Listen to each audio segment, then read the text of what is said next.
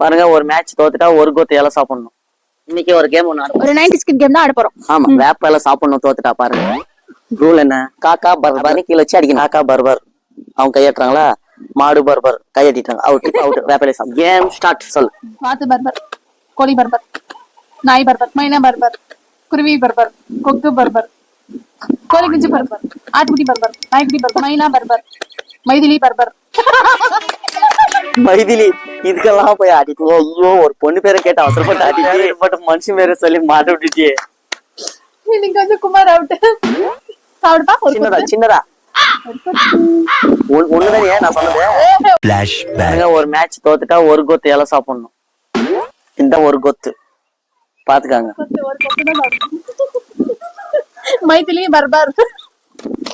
என்ன உயிரோட சமாதி பண்றதா முடிவு பண்ணிட்டியா? மென்னு மென்னு